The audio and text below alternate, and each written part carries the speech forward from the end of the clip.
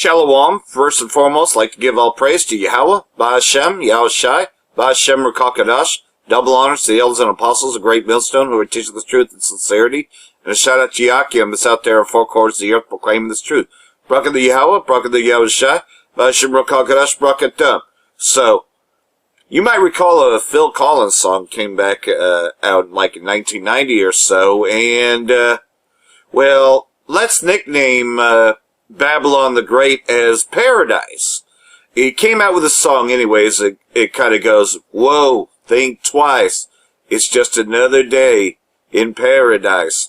Well, let's just talk about the Reading's finest. Remember how we've been getting into it a bit about the hatred cabal towards homeless people. So here's a man with no arms and no legs. Okay, so this is again, one of the favorite places to be homeless. Right there by Safeway, across from the police station at the what used to be the city hall is now the police station.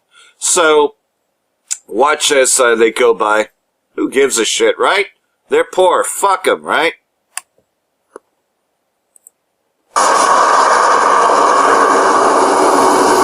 Remember, he has no arms, no legs.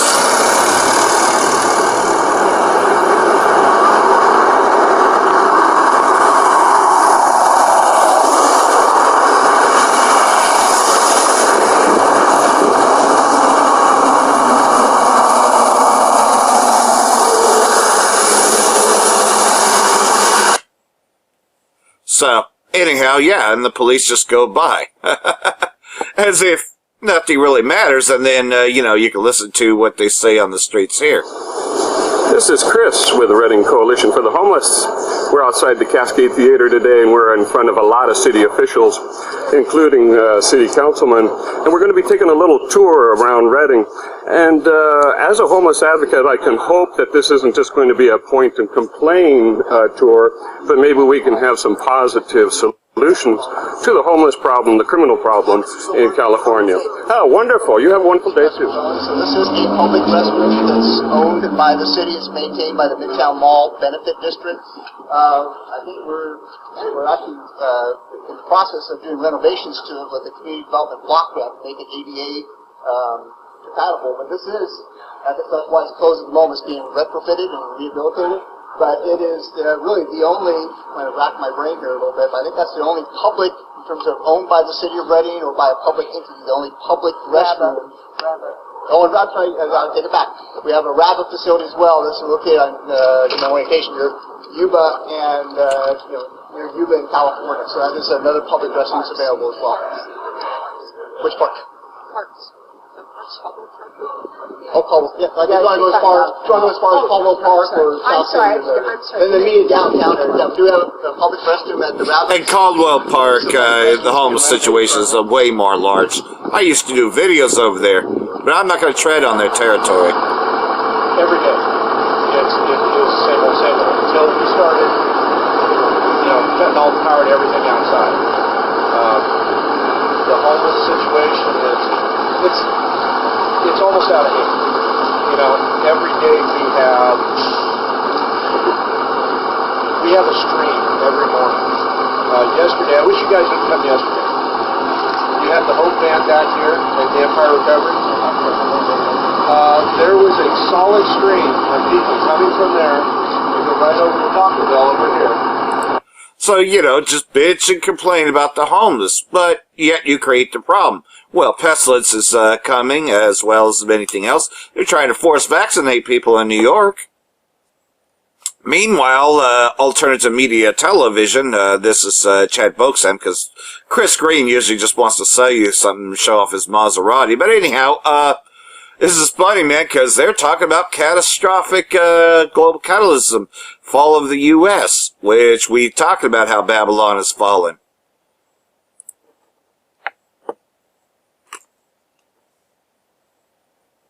Hey everybody, welcome to Alternative Media Television. I'm Chad Boaksam. Thank you so much for tuning in. Please thumb up, share this video, help us spread this message as far as possible. There's a major struggle happening before our very eyes, and I hope we're all aware of what is occurring. So Russia has just stated that a new world order is being formed. They're basically stating that the Western liberal model of society is dying. Now, this is a quote directly from Sergei Lavrov. He's the Russian foreign minister. He's stating that the Western liberal model of development, which particularly stipulates a partial loss of national sovereignty, this is what our Western colleagues aimed at when they invented what they called globalization, is losing its attractiveness and is no more viewed as a perfect model for all. So you have this new world order challenging the current one. Russia, China, the BRICS nations, Iran. Now, this is going to be a huge event, a global cataclysm that's going to occur to create this shift to a new world order. Now, is he having a lot of points stating that the Western liberal model society is dying? 100% he is. Look at the European Union, first of all, with Brexit. They can't even get Brexit done. The European Union don't care about their people. They are too divided within. They're never going to get anything done, and this struggle is just going to continue. The Western empires are collapsing within itself. Look at the United States of America. We're so politically divided, we can't get anything done. We don't agree on anything. We don't even agree on what genders to call people. And it's hard to pass any laws or to have any growth. We're over $20 trillion in debt. We launched all these trade wars with all these countries because of this. We see that our economic model, our system is collapsing, hence the trade wars. And it's all going to lead to this global cataclysm to create this shift that would allow this new world order to be created. Now, in my personal opinion, I feel that it started after the Arab Spring in Syria. Obviously, there's a lot of things that build up to it, but look what happened in Syria. You had a major power, Russia, step in and defend the Bashar al-Assad government from falling, and they won. From all appearances, they won. Started there. Look what's happening in Venezuela, where you have Chinese troops, you have Russian troops, they're there. And look what just occurred with Donald Trump designating, the U.S. administration, designating the military in Iran a terrorist organization. The Revolutionary Guards, a terrorist organization. Why would they do this? Because they're laying the groundwork for war. Okay? We need oil, we need resources, economic war, we need all of this in order to survive. But we are collapsing within itself. And these other countries, China, Russia, they are way more united. They are way more in agreement for what they see as the future. So how do a few of these things kind of play out? Well, take a look at the designation regarding the terrorist organization, the Revolutionary Guards, that are now designated a terror organization. That Donald Trump, the U.S. administration, and look, it's not really about Donald Trump. This is about the deep state. It's about, we already know this. We already know the plan. It doesn't matter who the president is. We all know this has been coming for a long time. Let's not fool ourselves. But first things first. This is going to allow the U.S. administration, the deep state, the military, and Israel to attack Iranian troops in Syria. You already have Iranian troops there working aside Russian troops, building bases. Speaking of Israeli state Amalek attacking Syria, well, this is what just happened after Benjamin, not a Jew, became the president again, which we all knew he was going to get in again. I mean, this whole system's rigged. Nobody really wins these things. Flip over a little bit to The Last American Vagabond, who covered this on one of his live shows. Launches overnight airstrikes on Syria just after Netanyahu's re-election. And again, as I constantly point out, done under the cover of major breaking news. Obviously, people like myself and plenty others are going to see that Israel illegally struck Syria again.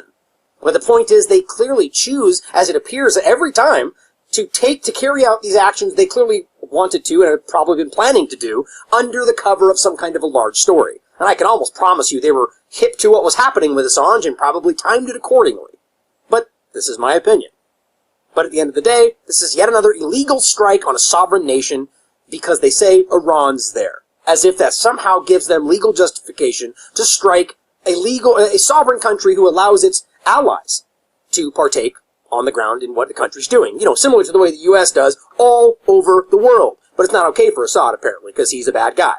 It's all, he's the bad guy. The U.S. the good guy. So it's all okay. So, there you go. You know, and I got a little bit of footage here. I don't know if it's that great, but here's a little bit of what happened here. This is from Syrian TV, Syrian Arab News Agency.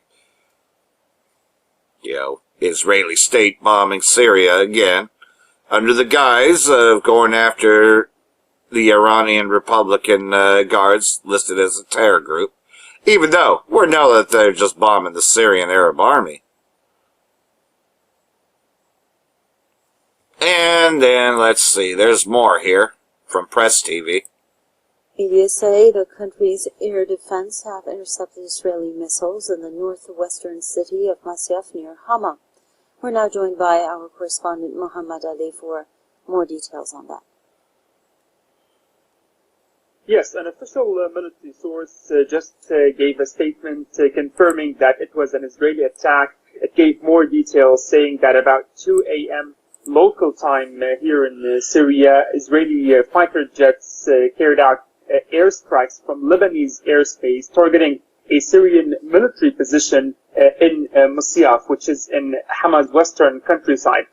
According to the Syrian army, Syrian air defenses directly confronted the enemy missiles and shot down several of them before they could reach their positions or their targets. But eventually there were explosions. Some of the Israeli missiles did hit the Syrian military position there in Masyaf. And according to the Syrian army, the attack destroyed 3 buildings and also injured 3 Syrian soldiers. Of course, also the Lebanese citizens over there in the Lebanese side heard the Israeli fighter jets as they were flying over Lebanon in Lebanese airspace, and this is how the Israeli side, the Israeli fighter jets carried out such an attack. It's not the first time that this scenario happens. Usually, Israel, when it attacks Syria, always uses its fighter jets coming from Lebanese airspace or fire missiles, ground-to-ground missiles from the occupied Golan. This is how usually Israel attacks, and this is not the first time. There are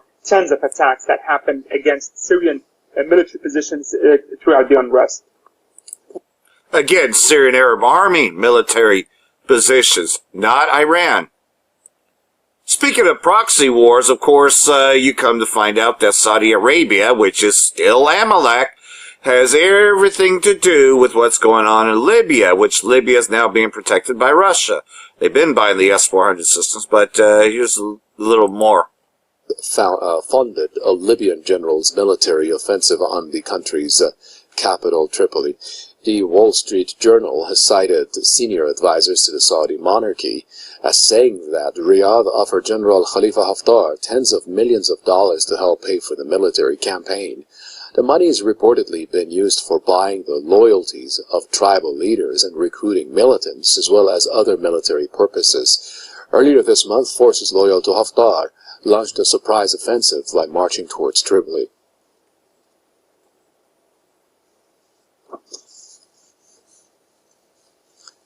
Political commentator Alex Power says Western countries are okay with the Saudis pulling strings in Libya because they don't want China or Russia to get involved in the oil-rich country. Yeah, and so that's just it, though. You can see what this war is going to be, how this war began, and leading right up to what Ezekiel prophesied would happen. So while Russia's moving in to protect Tripoli, to protect Libya from the terrorist groups via Saudi Arabia, because you know Saudi Arabia is behind all the terrorist groups in Syria, as they're doing in Libya, they're also moving in to protect Venezuela and have slammed the whore Babylon the Great's policies against Venezuela. Russia and Iran attack U.S. as Venezuela crisis deepens. They are spreading chaos. The U.S. has been condemned by rivals China, Iran and Russia after it was accused of slandering the countries for supporting controversial Venezuelan leader Nicolas Maduro. Mike Pompeo, the Secretary of State, said all options are on the table as the U.S. bids to topple Maduro from his position. Venezuela has long been in crisis, with many citizens critical of Maduro's reign. Under his recent leadership, the country has been in turmoil, enduring blackouts, food shortages and power cuts. Now, China, Russia and Iran have claimed the U.S. is wrong to support Maduro's socialist rival Juan Guaido, who himself is attempting to oust the president and become leader. According to Newsweek, Chinese Foreign Ministry spokesperson Liu Kang told reporters Mr. Pompeo's attempts to slander China and sow discord between China and Latin American countries are irresponsible and nonsensical. He said, "We are strongly opposed to it. The U.S. has long been treating Latin America as its backyard. Hold on a second. This devil's screwing with the audio. Threat or even subversion. People can tell right from wrong. Hold on.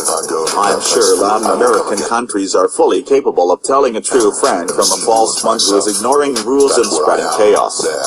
Liu added, "I need to point out that for quite some time, certain U.S. politicians have been touring the globe with the same script in their pockets to smear China. Slovak. Let me rewind back. That was another video playing at the same time and couldn't get it to stop. Countries are fully capable of telling a true friend from a false one who is ignoring rules and spreading chaos." Liu added, "I need to point out that for quite some time, certain U.S. politicians have been touring the globe with the same script in their pockets to smear China, starting fires and fanning the flames and sowing discords. Such behaviors are really beneath their dignity. A lie will remain a lie, even if repeated 1,000 times. Mr. Pompeo might as well take a break." Russia also waded into the debate by arguing that the U.S. was openly meddling in the internal affairs of sovereign countries. The country's foreign minister, Sergei Lavrov, said, "Venezuela is on everyone's lips. The regime change blitz has failed. But the Americans are not giving up their aim to topple the legitimate president." Iran claimed that U.S. President Donald Trump was attempting to turn Latin America into its own backyard, as it was in the 19th century. In a bid to secure his position as president, Nicolas Maduro has formed a civilian militia of armed members of the public. He has recently called for 1 million more people to join this militia by the end of the year. And let me state this, so that just like Syria, anybody who wants to take up arms to defend the country can join the military. Unlike bullshit over here, where they try to take your weapons from you, so you can see who's fighting for the people and who's not, And so, either way, though, this truth is coming out, so what are they going to do? Well, they had messed with my channel, so I'll bring that up here. They had pretty much given me a copyright strike on a video I did last year, but now all of a sudden, as of April 14, I got a copyright strike. Inside of closing down Toys R Us, everything on clearance, and Toys R Us is old news, so why all of a sudden is this coming up? Anyways. But this is where it is, I got a copyright strike over this, right? Well, I'm not the only person this has happened to ever since the Assange arrest.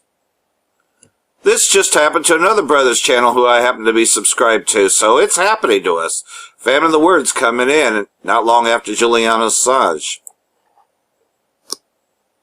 Just a quick update on this is my main channel called Yahweh Yahushua.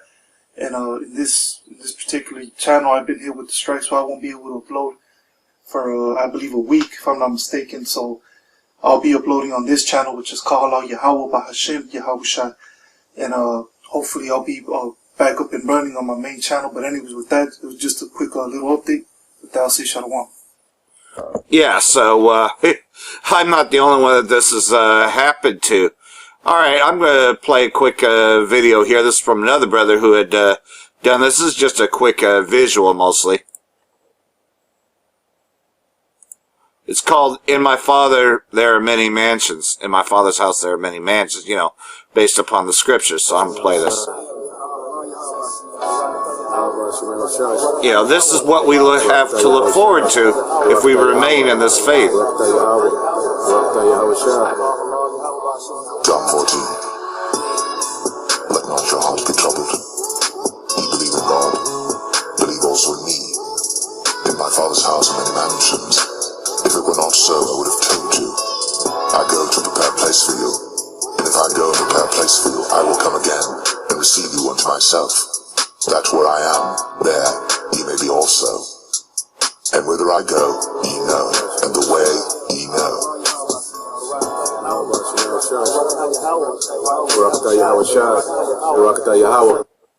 So that's what we have to look forward to. So it's worth it to remain in this faith, even though they're giving us strikes on our channels and all that. You know, just when that happens, all right. We know that it's not because of something that we done against the Most High, but like everything else, still stay on fire. But just okay, step back a little bit, but still be on fire for this. There's a balance to this. And this is a quick look at my channel. Obviously, it lets me know, and I had to file that bullshit, with those questions, even though this video was an old...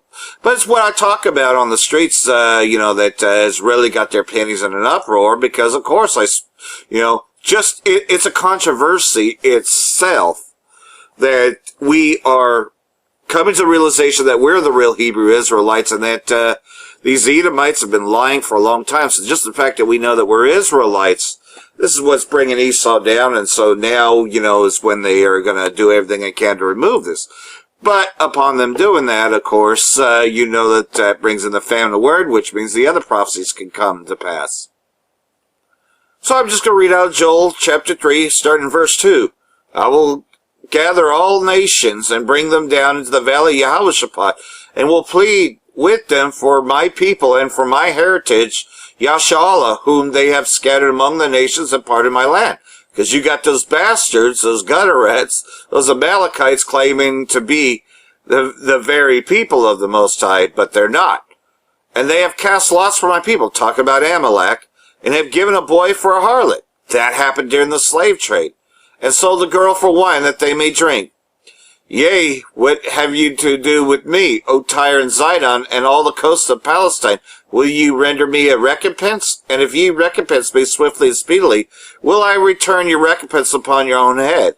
And as other brothers have put it out, man, we're punishing all the nations that were partakers in this, not just Esau, Edom. All had something to do with this, and had lived deliciously, especially, the Ishmaelites teaching Islam to our people. You got the Elamites teaching Hinduism to our people. All of these nations are going to pay for what they've done, by putting the iron over us, and blinding us as to who we were. Yea, what do you have to do with me? Because you have taken my silver and my gold, and have carried into your temples my goodly pleasant things. And all nations did this. They all pretty much stole our inheritance, had stolen our gold and everything, and put it upon themselves. The children of Yashala and the children of Jerusalem have you sold unto the Grecians, that they might remove them far from their border. And that's what's happened to us. All are guilty for this. Behold, I will raise them out of the place whither you have sold them. That's what's happening now. Us coming on the streets and proclaim this truth. And we'll return your recompense upon your head. So this we have to look forward to. And I will sell your sons and daughters into the hand of the children of Yehoiada, and they shall sell them to the Sabians, to a people far off, from the Most High has spoken it. Proclaim this among the Gentiles. Prepare war. Wake up the mighty, and let all the men of war draw near. Let them come up. And that's what's happening now. We're seeing it right before our eyes. Bleed your plowshares into swords, and your pruning hooks into spears. Let the weak say, I'm strong. That's why all these smaller countries are now taking a proverb against Esau, Edom. Assemble yourselves and come, all ye heathen, to gather yourselves together round about.